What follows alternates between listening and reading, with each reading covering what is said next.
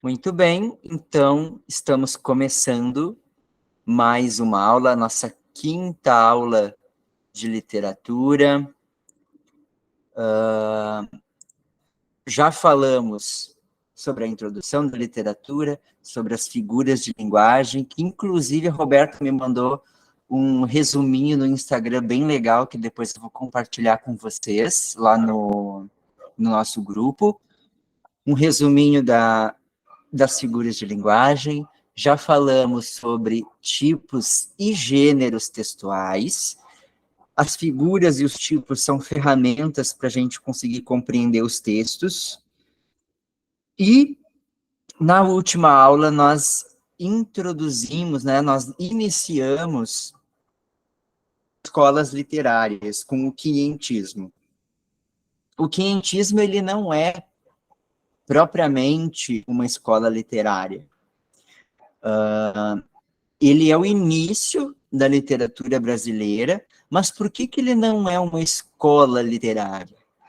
Porque no quinhentismo, os textos que foram produzidos na época não tinham o intuito, a intenção de serem obras artísticas, de serem produções de arte. A gente viu que eles tinham uma outra intenção. Uma delas era a intenção de informar, então ela é uma literatura informativa, informar a Portugal o que foi encontrado aqui nas terras descobertas. Então eles descreviam a natureza, descreviam os povos que aqui viviam. E uma outra intenção, uma outra literatura, era a literatura jesuítica, que tinha o objetivo de catequizar os índios, tá? Então, o quinhentismo não é uma escola literária. A primeira escola literária que nós temos no Brasil é o Barroco. E é uma escola literária bem interessante. Eu trouxe aqui como referência, para vocês não esquecerem do Barroco, é lembrar da Regina Rocca. Porque Rocco, né, Barroco, lembra rouquidão, e temos a Regina Rocca. Ela tem uma frase muito famosa que é o "se liga". E eu coloquei aqui a versão barroca do "se liga", que é o "ligait". Vejam que tem aqui um fundo, uma pintura barroca, e esse "ligait" é a forma rebuscada de falar a mesma frase, que é o "se liga". Vamos para um próximo slide aqui. Então, Barroco. O que é, então, o Barroco? O Barroco foi um estilo artístico nascido na Itália, no século XVII. Essa questão dos séculos, a dica que eu dou para vocês é a seguinte: se é século XVII, é 1600. Se é século XVI, é 1500. Então, o número 7, né, 17, é 6 o ano, 1600. Século XVI, 6, é 500, é 5, é sempre um número abaixo, que nem, por exemplo, século XXI, é ano 2000. Século XX é 1900, tá? Então, o 20, o 0 é o 9 antes. É uma forma da gente conseguir entender em que período se passa isso. Século XVII, o que é isso? É 1600 a 1700. Caracterizado pela dualidade entre antropocentrismo e teocentrismo. Engraçado, né? Tem ficado um zoom muito grande, né? Nos slides, mas o que eu tenho colocado lá no Drive tá certinho, tá? Não tem esse zoom tão forte assim. Pessoal, eu coloquei aqui dualidade grafado, porque aí a gente vai ter o primeiro uso da ferramenta da figura de linguagem, que é uma figura de linguagem que a gente conversou, que é meio confusa, a gente pode se confundir, é a antítese, tá? Quando a gente tem dois termos opostos numa mesma frase. Dois termos opostos. O bem e o mal, paz e guerra. Então, antropocentrismo e teocentrismo são antíteses. São dois termos opostos. Como assim? Antropocentrismo é quando o ser humano é o centro do discurso. Antro quer dizer antropo, né? Na verdade, antropo quer dizer pessoa, ser humano. Que nem, por exemplo, vamos estudar antropologia, vamos estudar os seres humanos. Teocentrismo, o teo tem a ver com Deus. Então, quando Deus está à frente do assunto, quando Deus é o foco da conversa. Então, por que são dualidades? Porque é o humano e o divino, o pecado e o que seria o contrário do pecado? A purificação, a santidade, né? Então, aqui no Barroco nós vamos ter muito aquela figura de linguagem que é a antítese. Foi introduzido no Brasil por intermédio dos jesuítas no início do século... ali está escrito 18, mas é... não, é 17, tá certo. Ó, no início do século 16, então lá em 1500 começou o Barroco na Itália, e no século 17 é que veio para o Brasil. Gente, não me julguem, porque eu sou professor de literatura, não muito de matemática e de números, não é muito minha praia. Mas já está consertado. Então, começou no século XVI, entre 1500 a 1600, e chegou no Brasil no outro século. Então, a nossa literatura, 100 anos, de 1500 a 1601, tivemos aquele período de descobrimento, né, de exploração das terras. Em 100 anos, as pessoas começaram a se formar, as famílias começaram a se formar aqui no Brasil, então as pessoas que começaram a nascer aqui na nossa terra, começaram a criar, começaram a poetizar, a escrever. Então, quando começa esse período, depois de 100 anos, que as pessoas começam, então, a produzir em terras nacionais arte literária, aí sim começa o Barroco. Vamos ver o próximo slide aqui.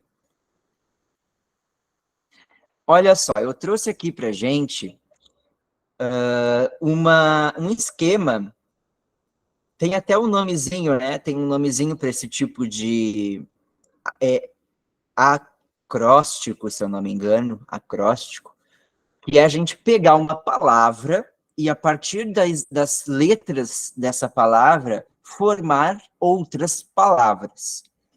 E o Barroco, que é a primeira escola literária de fato no Brasil, tá? Então não esqueçam disso, que o Barroco é a primeira escola de fato, propriamente como uma escola, ela dá para nós uma colinha para a gente não esquecer de todas as escolas literárias, quase todas as escolas literárias.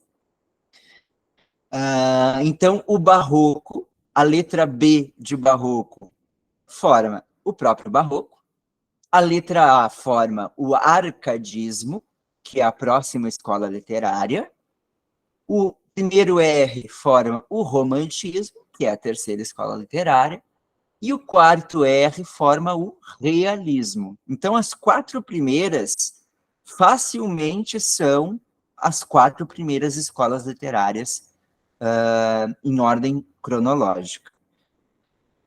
Já o O, não tem nenhuma escola literária que começa com a letra O. Porém, se a gente puxar uma perninha nesse O e transformar esse O num P, nós temos o parnasianismo, que vem logo depois do realismo. Também não tem nenhuma escola literária com a letra C, mas se a gente quebrar as regras do português, nós podemos transformar esse C com som de S e ter o simbolismo, que é a escola literária que vem depois do parnasianismo. Vem junto com o parnasianismo, né? E depois nós temos o O. O O não começa, nenhuma escola literária começa com O, mas a gente colocando um Mzinho lá em cima forma o modernismo. Então o barroco, essa aqui, gente, esse esqueminha de barroco é para a gente decorar como é que funcionam as escolas literárias. Barroco, 1600, arcadismo, 1700, romantismo, realismo e parnasianismo e simbolismo, 1800. Essas 4, o RR, P e S, tudo em 1800. E o modernismo em 1900. Então, a gente tem aqui a ordem cronológica das escolas literárias, tudo com o barroco.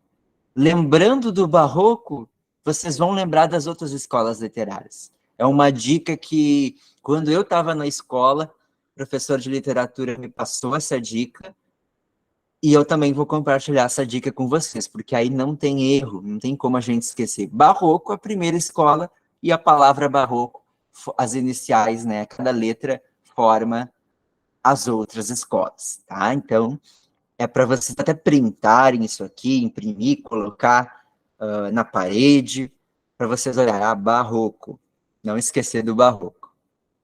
Então, temos a Regina barroca, para a gente não esquecer, a própria palavra barroco, que forma todas as outras escolas.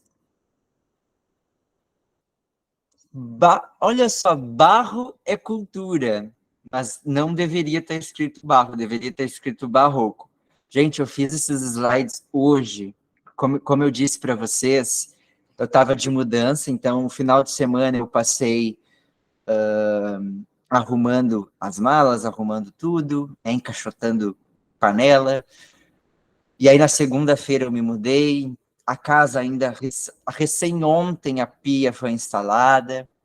Fiz hoje esses slides, fiz com coração, mas acabou que foi feito durante o trabalho, tá? Que a minha chefe não assista essa aula no YouTube, mas foi durante o trabalho, no tempo livre, né? A gente sempre acha um tempinho livre durante o trabalho. E aí acabou saindo barro, mas não tem problema, eu arrumo depois. Barroco é cultura. Por quê? Por que é cultura? Porque o barroco não é somente um estilo artístico da literatura. 1601 a 1768. O barroco é um estilo que dominou a arquitetura, a pintura, a literatura e a música no século XVII. Gente, vamos ter esculturas, vamos ter igrejas, pinturas, poesias, textos e até música com o estilo barroco. Então, é um período que todos os seres humanos, todas as pessoas estavam vivendo de fato o barroco. Como é que surge um estilo artístico? Um estilo artístico surge a partir do comportamento social. Então, as pessoas estão com um pensamento específico, as pessoas estão vivendo uma cultura, e essa cultura se expressa, né, os artistas os arquitetos, todas as pessoas acabam se expressando a partir desses pensamentos, né, desse cotidiano que elas estão vivendo, e aí cria-se esse estilo cultural e artístico. Característica: arte rebuscada e exagerada, valorização do detalhe, dualismo e contradições. Então, pessoal, toda escola literária tem algumas características. A característica do barroco é o dualismo, o exagero, essa coisa rebuscada. As pessoas estavam tentando fazer o máximo de esforço possível para produzir algo artístico. Então, vejam aqui, a gente tem uma pintura, Caravaggio, tá? Então, na educação artística, vocês podem até se aprofundar melhor no Caravaggio, mas ele é a personificação do barroco. Ele conseguiu expressar perfeitamente essa dualidade e esse exagero e essa coisa rebuscada. Aqui a gente tem, vamos ver se vocês conseguem imaginar o que seria essa pintura. Vamos ver se vocês conhecem, se vocês já viram.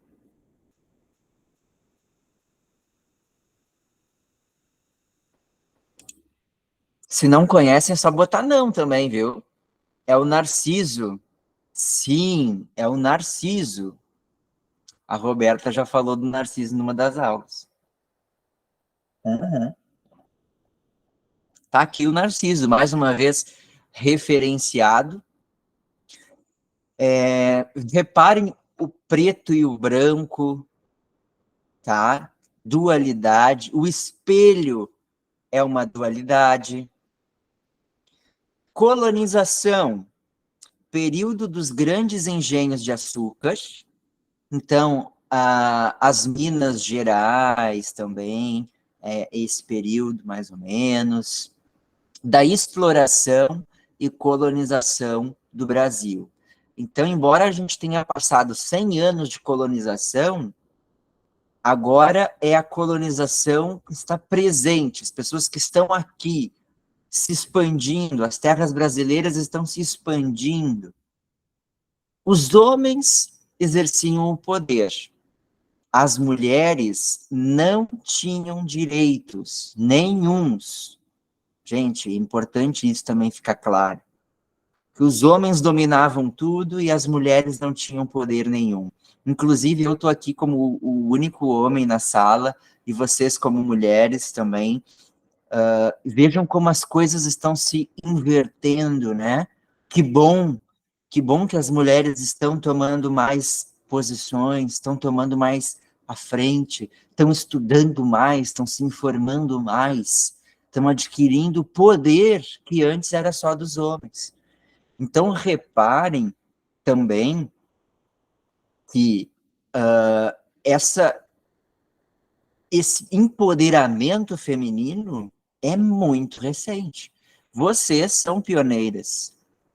Por mais que hoje as mulheres já tenham direitos, já podem votar, já podem trabalhar, são empreendedoras, vocês ainda estão fazendo parte dessa história, porque é muito recente, a recém está começando. E os índios e negros eram escravizados. Então, aqui começa também a vir os escravos lá da África, os escravos indígenas, que desde o princípio já tinha, tá? Então, essa é a cultura barroca. Vamos ver aqui o que temos no próximo slide. Olha só, mais uma pintura aqui do Caravaggio para a gente se encantar, para a gente se colocar lá na época. Eram pinturas lindíssimas, eram obras de arte maravilhosas se produziam na época. Aqui diz assim em Emaús. Então, a gente vai perceber aqui algumas características do barroco. A primeira delas, está no centro dessa obra, é Cristo, é a figura religiosa, Deus. Então, Deus vai ser sempre, na maioria das vezes, na verdade, o destaque das produções barrocas. Mas, ao mesmo tempo, temos ali um Cristo mais humano. Vejam, ceando, né? Comendo, tomando uma água que tem ali. Então, tem essa coisa do divino e do humano. Outra coisa que tem é esse jogo de luzes, muito branco de um lado e muito escuro de outro. Isso, pessoal, representava justamente o pensamento das pessoas da época. Vamos parar para pensar um pouquinho o seguinte, ó. Em 1500, lá quando o Brasil foi descoberto, só havia a igreja. Não havia a igreja católica, era a igreja. Porque era uma única igreja cristã, era a dominante, impositiva, né, meio que ditatorial. Então, ela que definia praticamente as leis. Os reis se submetiam aos desejos, às filosofias dos padres, dos papas. Então, a igreja dominava tudo e, obviamente, dominava o pensamento humano. Se a gente pegar lá Leonardo da Vinci, que é 1400, ou também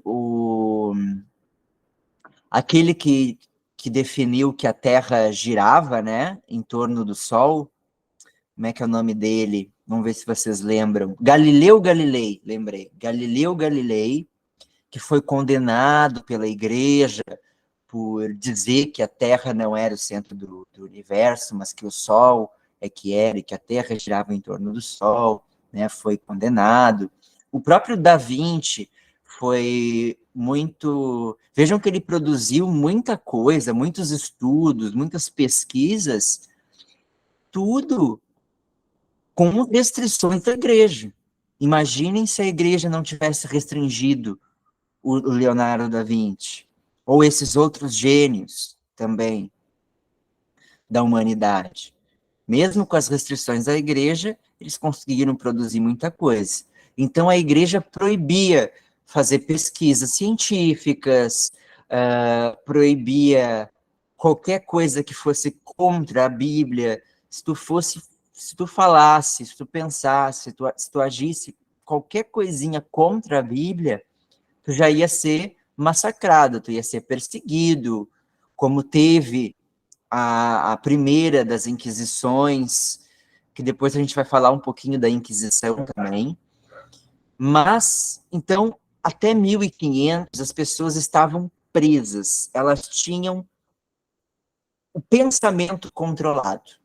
A igreja controlava o pensamento das pessoas. É óbvio, as pessoas sempre dão um jeitinho de escapar, tá? Não é porque as pessoas, não é porque dizia assim, a Terra é plana, que todo mundo acreditava nisso, tá? Não pensem que todos os seres humanos, todas as pessoas da época tinham o mesmo pensamento. Não, nós tínhamos rebeldes, como nós temos hoje, tínhamos pessoas revolucionárias que foram perseguidas, umas ficaram escondidas, outras não revelavam os seus pensamentos para não serem mortas, tá? Então tinha sim.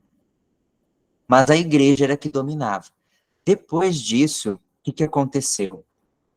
Mais ou menos lá por 1514, vamos dizer metade de 1500, aconteceu uma grande revolução na igreja, que foi a reforma protestante. Vocês já devem ter ouvido falar do Martinho Lutero, um bispo, alguma coisa assim, um padre, que se revoltou com essa imposição que a igreja tinha e criou uma outra religião. Criou a religião protestante, que tinha outras regras, né? Se baseava muito na igreja católica, ou a igreja, mas com algumas diferençazinhas. A partir disso, a partir dessa reforma protestante, foi uma grande revolução no pensamento humano. Por quê? Porque aí as pessoas começaram a pensar assim, opa, realmente tem uma coisa errada aqui. Realmente a igreja está nos enganando. Por um lado, está nos enganando. Está nos explorando, não está seguindo o que ela diz, né? Ela diz uma coisa e faz outra. Então as pessoas começaram a pensar por outro lado. É aí que surge... Ó, o Teodoro está chegando. Teodoro... Olá, Teodoro. Boa noite. Deixa eu colocar aqui a presença para ti. Teodoro, recém começamos, viu? Não tem problema. É a partir, então, da Reforma Protestante, a partir dessa outra forma de pensar, que as pessoas começam a pensar em dualidade. Ah, então a igreja não é tão certa assim, né? A igreja dominava, a igreja era que mandava, ela era perfeita. Depois que acontece a Reforma Protestante, as pessoas começam a duvidar. E aí surge a dualidade. Deus, ó meu Deus, ou, meu coração, meus sentimentos, meus desejos. Há essa angústia na sociedade da época, essa ânsia por respostas, que é expressa no Barroco. O Barroco, então, expressa as nossas paranoias, que até hoje nós temos. Às vezes a gente fica direita ou esquerda, né? A gente fica, e agora? Para que lado eu vou? Mas nem sempre é dualidade. Mas o ser humano gosta da dualidade, preto e branco, alto e baixo, gordo e magro, direita e esquerda. As pessoas acham que o mundo é de dualidades, o que é um erro, porque há infinitas possibilidades, né? Sim e não, mas existe o talvez, o quem sabe, o e se, o provavelmente. Mas o Barroco, ele expressa essa dualidade. Vamos ver mais uma obra de arte aqui. Olha só, Vocação de São Mateus. Olha que interessante também isso aqui.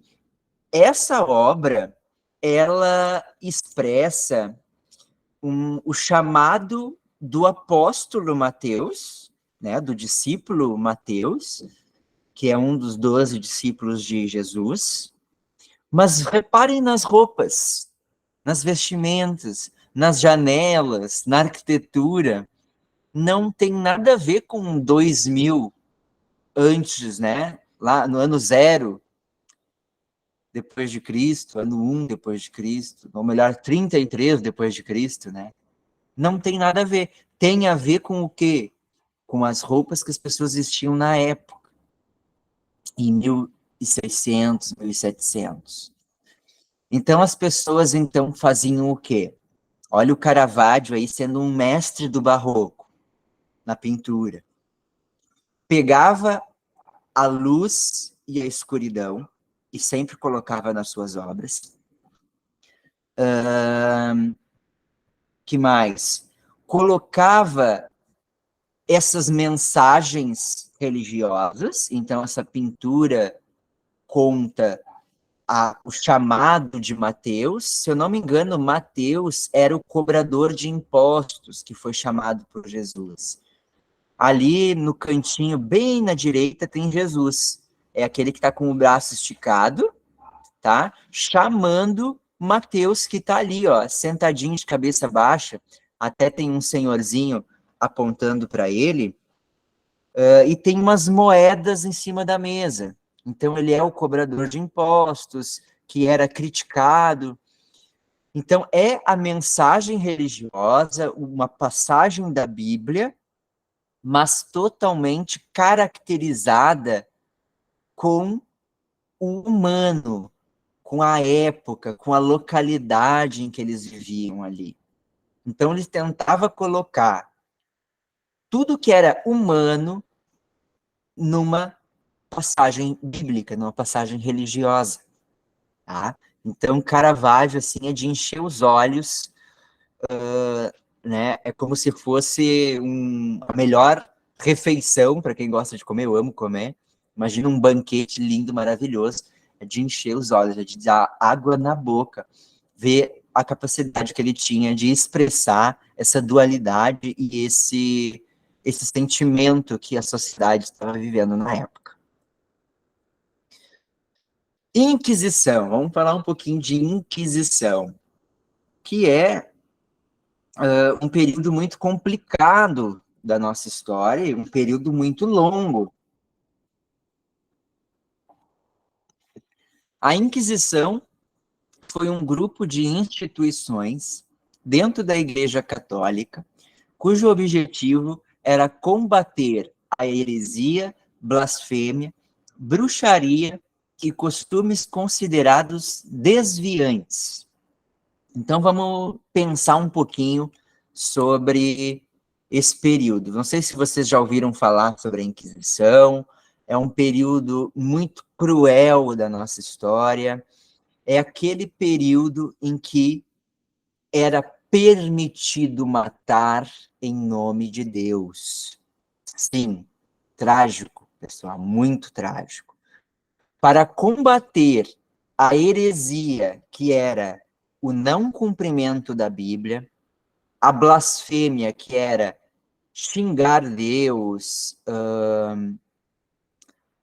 desacreditar em Deus, ser ateu era uma blasfêmia, bruxaria, então, todas aquelas pessoas que usavam ervas medicinais, que davam conselhos, que viviam sozinhas, que faziam qualquer coisa, às vezes qualquer coisa, gente, era motivo. Ah, porque a mulher tinha um nariz muito grande, tinha muitas verrugas, parecia uma bruxa, então ela era uma bruxa. Costumes considerados desviantes, tá? Então as pessoas eram queimadas, eram decapitadas, torturadas. A Inquisição também fez parte dos jesuítas. Os jesuítas eram inquisidores. Como é que funcionava a Inquisição? Chegavam os jesuítas aqui no Brasil, vamos catequizar os índios, né? Então eles começavam lá, vem cá, vamos te ensinar o português através das poesias, vamos ensinar a cultura cristã, a cultura católica através das poesias. Se os índios, se tivesse um índio que, não, eu não vou, não aceito, eu prefiro os meus deuses, eu prefiro o meu espírito das águas, né, o grande espírito, era decapitado, era torturado, era queimado, e era sempre em praça pública. Vejam lá as pessoas todas assistindo, lá nessa pintura aqui, né? Essa aqui, se eu não me engano, é a Maria Antonieta. Não, não é Maria Antonieta. Como é que é o nome daquela guerreira, a mulher guerreira? Vamos ver se vocês lembram. Joana d'Arc. Ó, eu peço para vocês, mas me vem. Joana d'Arc. Isso, Joana. Joana d'Arc. Foi queimado em praça pública também, por bruxaria, embora tenha ajudado. Né? Então, quando a pessoa não servia mais, podia ser descartada, podia ser queimada. E queimada em praça pública para servir de exemplo. Então, a Inquisição era sempre através do medo. Foi nesse contexto que se desenvolveu o movimento artístico chamado Barroco, numa arte eclesiástica que desejava propagar a fé católica. Então, gente, a maioria das obras de arte desse período tem a ver com o cristianismo, com o catolicismo, com o objetivo de propagar. Então, vamos produzir muita coisa religiosa, vamos botar a imagem de Deus em todos os lugares, vamos falar de Deus em todas as poesias, em todos os textos, para que seja, como é que se diz, sobrecarregado dessa crença. Era uma Inquisição. Mas, no Barroco, os artistas se aproveitavam dessa opressão. Então, vocês vão ver, vocês vão perceber que, primeiro, sempre vai acontecer um grande momento de opressão na história para vir uma revolução. Tá? Então, a nossa história ela é baseada nisso. Primeiro vem um momento de grande opressão, de controle, as pessoas são controladas, são oprimidas, elas são tão espremidas que, de repente, elas explodem numa manifestação, seja artística, seja física também, né, de moda. Então, as pessoas estavam tão oprimidas por essa Inquisição Católica que elas faziam sátiras sobre Deus escondidas, das mensagens subliminares das obras. Em nenhuma época se produziu um número tão grande de igrejas e capelas, estátuas de santos e monumentos sepulcrais. Então, foi justamente por causa da Inquisição. Por quê? O Martinho Lutero, a igreja protestante, estava ganhando força, outras igrejas estavam começando a surgir neste período também, outras igrejas cristãs, né? Então veio a Igreja Católica e disse, não, nós vamos ter que descer o cacete para as pessoas virarem católicas. Não podemos deixar que essas outras religiões se espalhem, se propaguem. Então, a Inquisição é um período que fez parte do Barroco, que consolidou o Barroco. Aí, espremer o povo, espremer a cabeça do povo fez com que as pessoas se libertassem. Então, vamos ver aqui um próximo. Ó, no Brasil, o Barroco no Brasil está associado às obras produzidas no período de 1601 a 1788. Então, eu tenho repetido esse número, por quê? Porque o Barroco, na verdade, começa antes, começa mais cedo, começa na Itália. Mas no Brasil é esse período ali, tá? Que os historiadores de literatura definiram. Os dois principais escritores deste estilo são Gregório de Matos, ali está a data de nascimento dele e de morte. Então vejam que o Gregório foi uma pessoa que nasceu no Brasil, nasceu na época, viveu dentro desse período do Barroco, né? Ele viveu antes do Barroco acabar. Ele produziu muitas poesias sacras, então bem religiosas, e satíricas. Então, o Gregório é o nome do Barroco na poesia, né, na literatura brasileira, é o Gregório de Matos. Ele é um gênio fantástico da poesia barroca, que eu trouxe aqui uns exemplos para a gente ler depois. Além do padre Antônio Vieira com seus sermões, né? Vocês devem ter ouvido falar Os Sermões de Padre Antônio Vieira. Eu não trouxe nenhum exemplo dos sermões, porque é uma coisa muito religiosa, né? Aquela coisa. Mas tem, sim,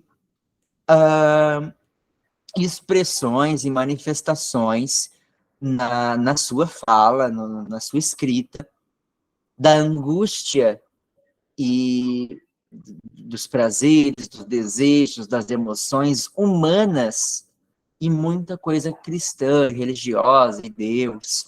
ao mesmo tempo, no mesmo texto, tá? Então, aqui temos Gregório de Matos e Padre Antônio Vieira. Igreja de São Francisco, Aleijadinho. Você já deve ter ouvido falar do Aleijadinho, o escultor do barroco. Aqui a gente tem uma estátua feita por ele e a igreja feita por ele também. Então vejam a arquitetura rebuscada, olha lá, nos contornos do telhado, cheio de curvas, de detalhes, aqui nas vestimentas de Cristo também, repleto de detalhes, que eu também tentei colocar aqui nos nossos slides, essa coisa rebuscada, sabe, exagero, é característica do barroco. Então as pessoas estavam tão espremidas por causa da opressão que acabavam se expressando, né, se libertando através dessas manifestações exageradas. Revelava o íntimo delas, que elas queriam se libertar. Vamos ler uma poesia do Gregório, então. Ó. O poeta na última hora da sua vida. Gregório de Matos. Meu Deus. Então vejam que ele já começa religioso, né? Meu Deus, que estais pendente em um madeiro, em cuja lei protesto de viver, em cuja santa lei hei de morrer, animoso, constante, firme e inteiro. Gente, já nessa primeira estrofe, a gente tem a antítese, viver e morrer, né? Em cuja lei protesto de viver, em cuja santa lei hei de morrer, animoso, constante, firme e inteiro. Neste lance, por ser o derradeiro, pois vejo a minha vida anoitecer. Então, a minha vida anoitecer é uma metáfora, né, para a morte. É, meu Jesus, a hora de se ver a brandura de um pai manso cordeiro. Então, aqui ele está dizendo que ele está chegando ao fim, que tá no lance derradeiro, a vida está anoitecendo. Ele está pedindo clamor a Jesus. É hora de ver o quão brando, né, o quão talentoso, cuidadoso é esse amor de um pai que também é um cordeiro. Muito grande é vosso amor e meu delito. Então, grande é o amor de Cristo e o erro do Gregório. Porém, pode ter fim todo o pecar, e não o vosso amor, que é infinito. Todo pecado pode ter fim, menos o amor de Deus. Esta razão me obriga a confiar que, por mais que pequei neste conflito, espero em vosso amor de me salvar. Gente, reparem o quão o Gregório expressa nessa poesia toda a essência do barroco. É uma pessoa, né, o eu lírico, não é propriamente o Gregório, isso não quer dizer que são os pensamentos do Gregório, né? Não, é o eu lírico. O Gregório simplesmente escrevia poesias, pode ser que ele nem acreditasse em Deus, enfim. Mas ele fala nesse desespero, nessas orações, nesse clamor por piedade, e ao mesmo tempo, todas as angústias, as tristezas, pecado, a dualidade, o divino e o humano. É um dos poemas que ilustram também o barroco aqui no Brasil. Maravilhoso. Vamos ler mais uma vez aqui, sem pausas, ó. Meu Deus, que estais pendente um madeiro, em cuja lei protesto de viver, em cuja santa lei hei de morrer, animoso, constante, firme e inteiro. Neste lance, por ser o derradeiro, pois vejo a minha vida anoitecer, é, meu Jesus, a hora de se ver a brandura de um pai manso cordeiro. Muito grande é vosso amor e meu delito, porém pode ter fim todo o pecar, e não o vosso amor que é infinito. Esta razão me obriga a confiar que, por mais que pequei neste conflito, espero em vosso amor de me salvar. Aqui temos mais uma poesia, e aqui nós temos uma poesia satírica do Gregório. Então, enquanto ali na primeira poesia o Gregório estava realmente representando toda a cultura barroca, né, todo o estilo barroco, aqui nós temos uma coisa muito interessante. Gente, eu acho fantástico esse poema, que é a manifestação do mais humano possível, sabe? Do mais esdrúxulo possível, que o Gregório tinha esse talento, ele tinha esse dom de ser dúbio, de uma hora ele falar tanto de Deus, de quase ser uma oração, aquele primeiro poema, e nesse aqui, ele ser irônico, ele dá aquela alfinetada na sociedade de 1600.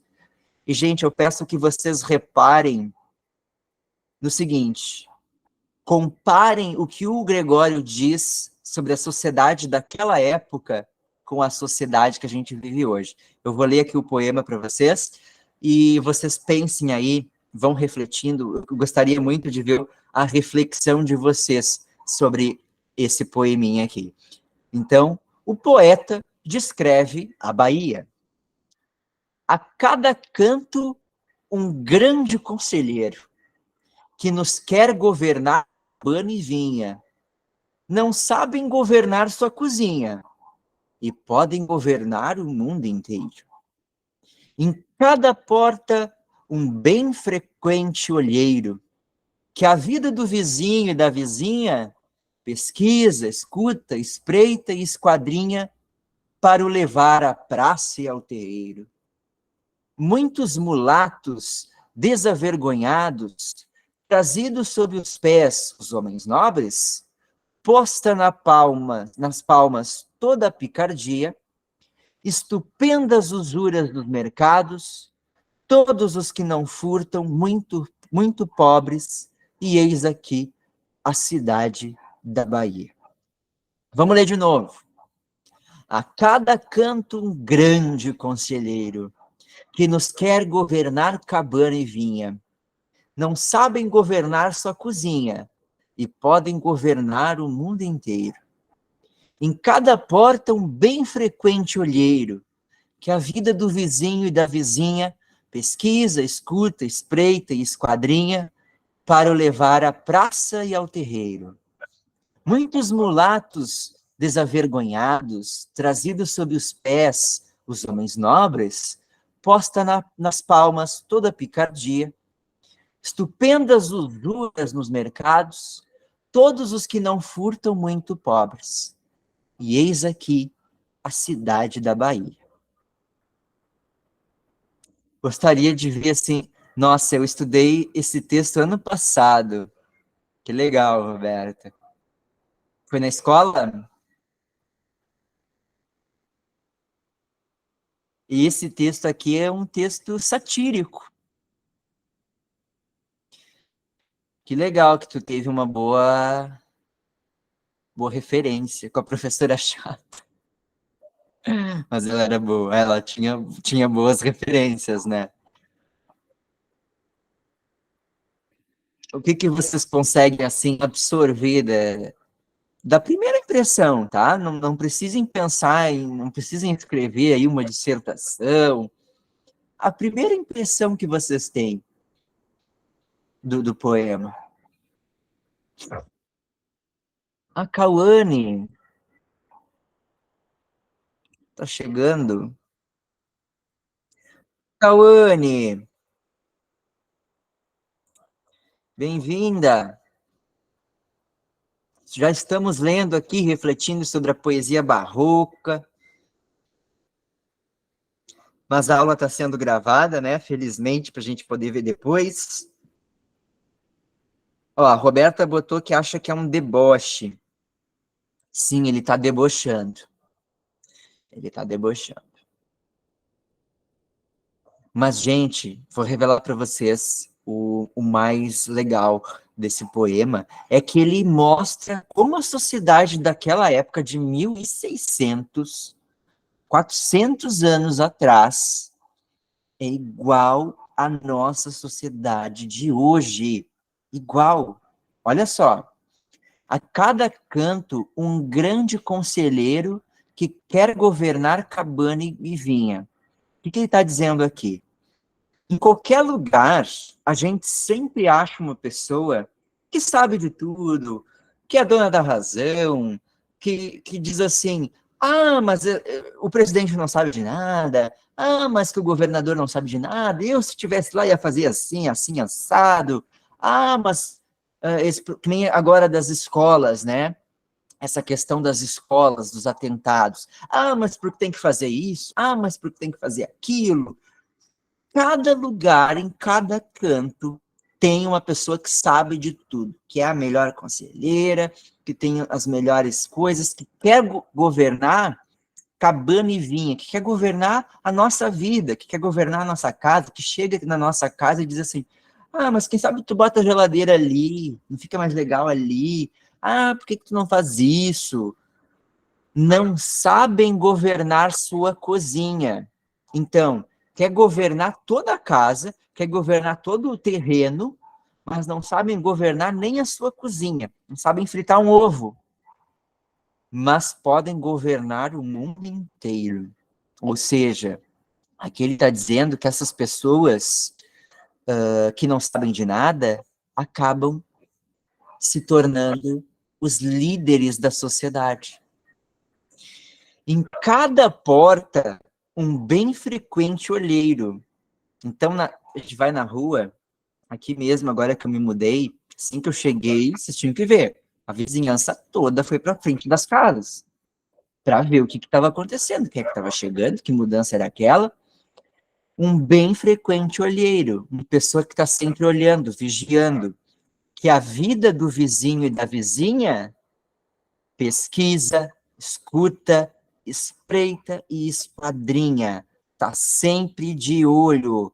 Gente, aquelas pessoas que, sabe? Meu Deus, olha lá a briga do vizinho. Ah, meu Deus, olha lá o que está acontecendo. Para levar à praça e ao terreiro. Não, gente, a fofoca, né, os fofoqueiros, isso vem desde antes de Cristo, isso vem lá dos egípcios, isso vem dos tempos gregos. E essa é a magia da literatura e da história que nos mostram que nós, humanos, não mudamos nada. No poema que eu trouxe na semana passada, que encerrou a nossa aula, já dizia isso, que muita coisa mudou, né? A guerra mudou de veículo, não sei o que, mudou de não sei o que, mas o ser humano, nada, muito pouco a gente conseguiu evoluir. A gente continua sendo fofoqueiro, a gente continua se achando os mais sabichões.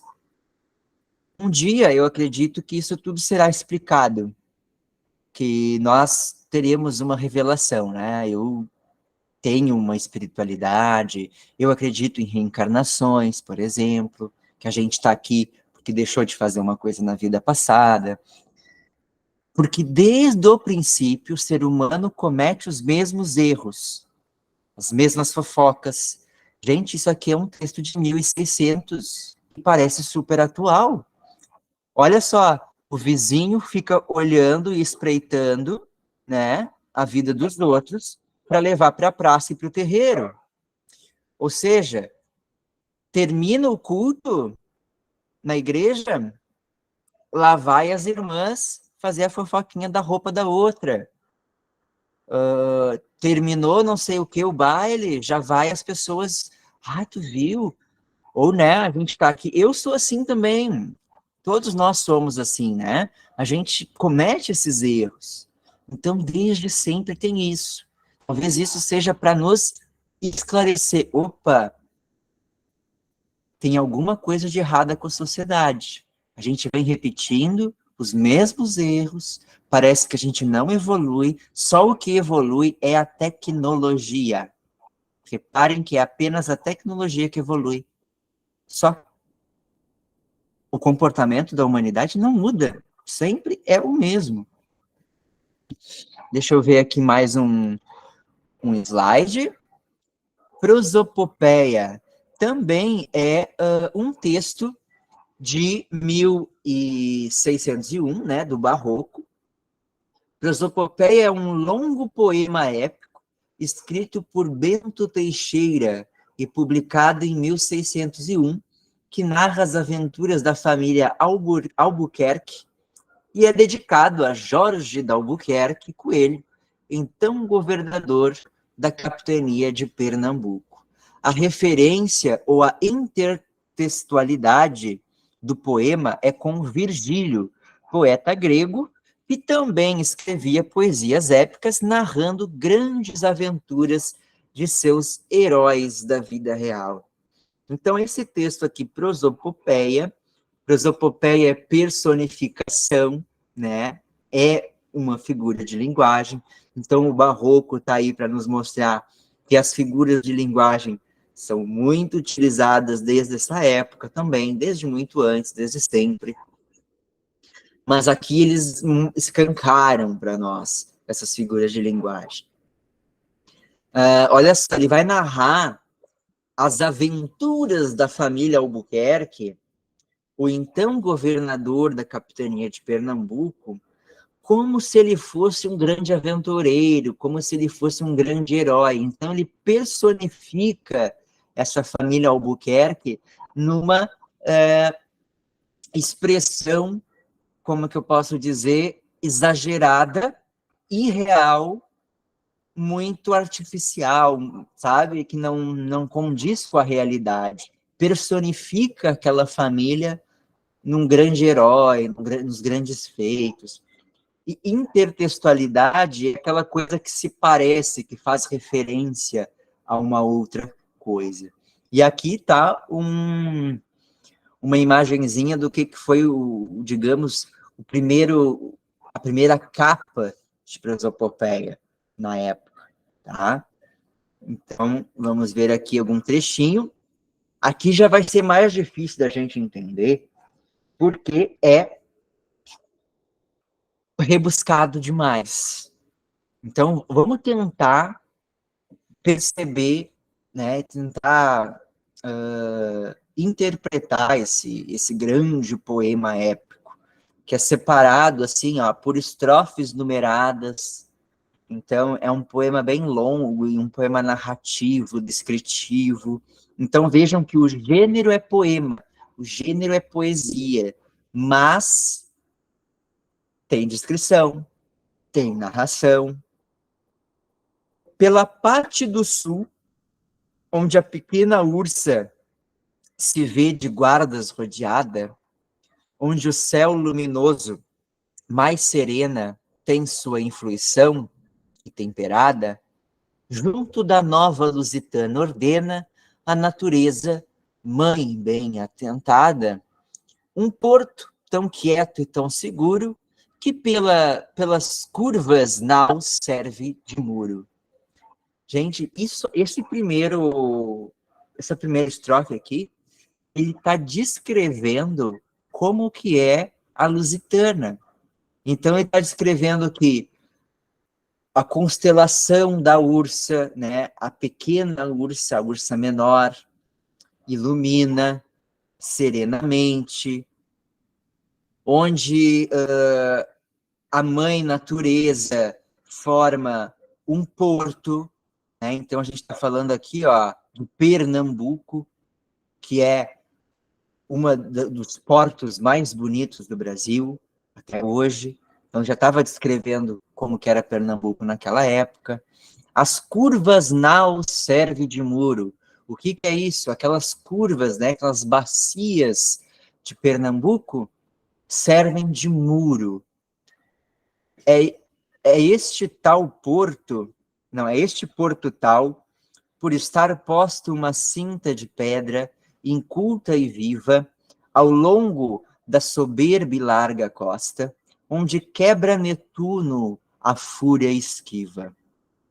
Entre a praia e pedra descomposta, o estanhado elemento se deriva com tanta mansidão que uma fateixa basta ter a fatal Argus aneixa.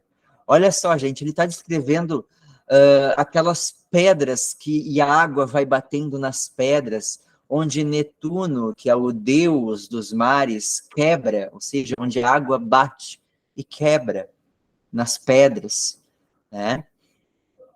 Em o meio desta obra alpestre dura, uma boca rompeu um mar inchado, que na água, que na língua dos bárbaros escura, Pernambuco de todos é chamado.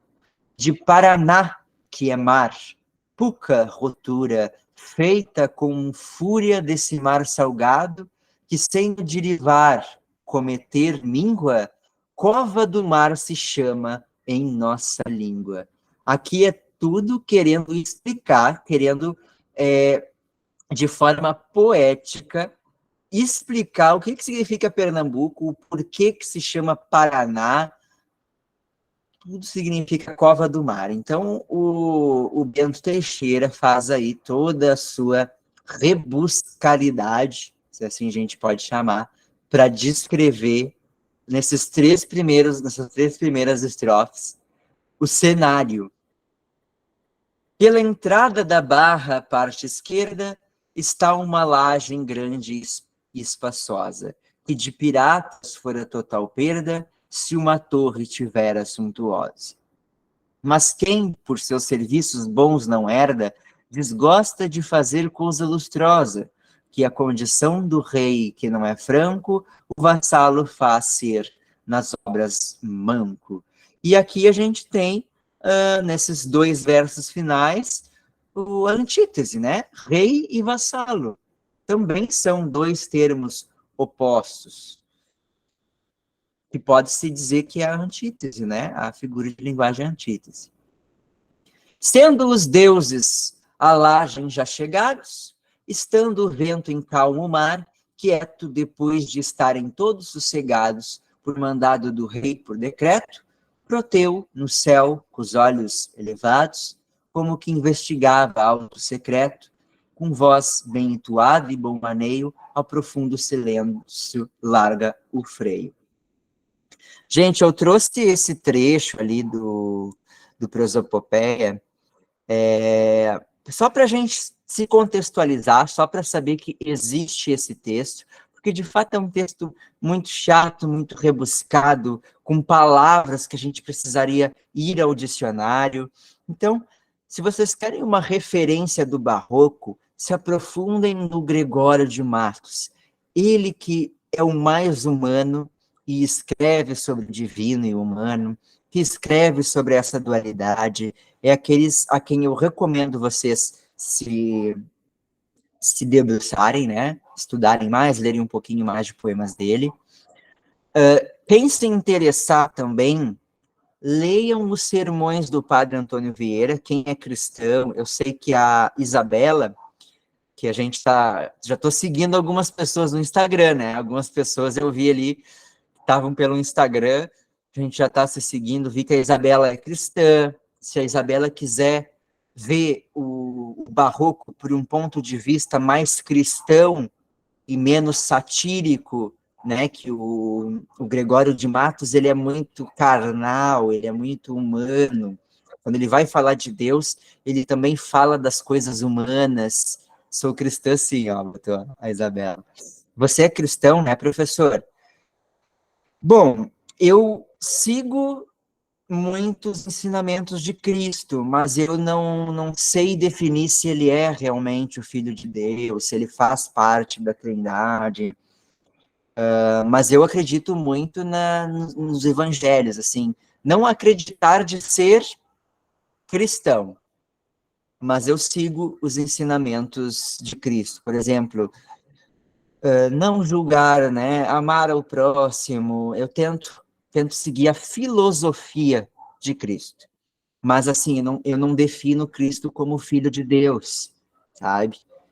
Talvez eu mude de ideia.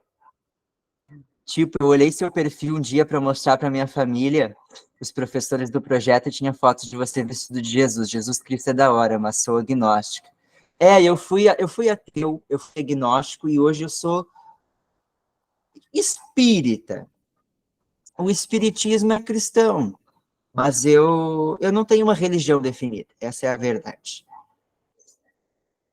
Um dia a gente vai descobrir, eu acho que a gente está aqui para descobrir. Se a gente ficar se definindo, né, se colocar muitas definições, a gente acaba se limitando e se privando de novas descobertas, mas não duvido. O agnosticismo é isso, né? A gente não acredita, mas também não duvida da possibilidade. Eu tive a experiência divina.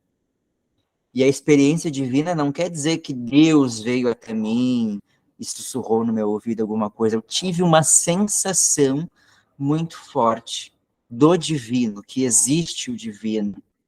E que o divino, para mim, está em cada um de nós e que basta a gente ouvir a nossa intuição, o nosso sexto sentido. Eu vou dar um exemplo para vocês. Eu acredito em mitologia egípcia, eu acredito em mitologia grega, eu acredito em mitologia cristã. Eu acho que todas as religiões, budismo, candomblé, umbanda, espiritismo, eu acredito que todas as religiões sentiram o divino e fizeram a sua interpretação humana. E o humano é errado, o humano comete erros. Então, eu acho que cabe cada ser humano encontrar o seu divino. Então, o barroco tem isso. O Gregório de Matos é uma pessoa que busca o divino através dos sentimentos humanos, das dores, do sofrimento, das angústias. Já o padre Antônio Vieira é aquele que já é mais religioso, já é mais cristão, né? Já tenta voltar tudo para o lado mais divino, mas mencionando coisas humanas, hora e outra. Tá? Aqui eu trouxe para vocês mais uma referência artística do barroco, essa coisa de muita luz de um lado e muita sombra de outro, que era o que reflete, é o que reflete o, o barroco, essa coisa dúbia, né? A cultura da época. Será que eu sou pecador ou será que eu sou santo? O que eu devo fazer? Que caminho eu devo seguir? Vou para o caminho da luz, o caminho da escuridão, mas a luz e as trevas estão o tempo inteiro, porque quando tem luz, tem sombra. É ao mesmo tempo, é o yin e o yang, né? E, gente, para encerrar, eu quero encerrar aqui com um poeminha, eu gosto sempre de encerrar com um poeminha, que não tem a ver com o barroco, só para a gente ir para esse feriado do dia 21, com uma reflexãozinha, um poema sempre de reflexão, tá? E eu não trouxe o poema em imagem aqui, então vai ser só leitura, mas é um poema do autor Lulu Benincase, e é uma música do Rolando Boldrin. É o Rolando Boldrin que faz a interpretação dessa poesia.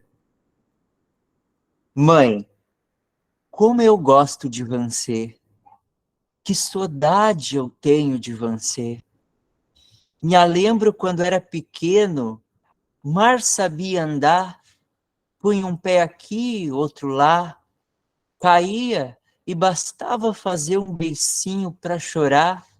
Você corria, me embalava, me beijava, e eu de tudo esquecia para sorrir. Mãe, como eu gosto de você.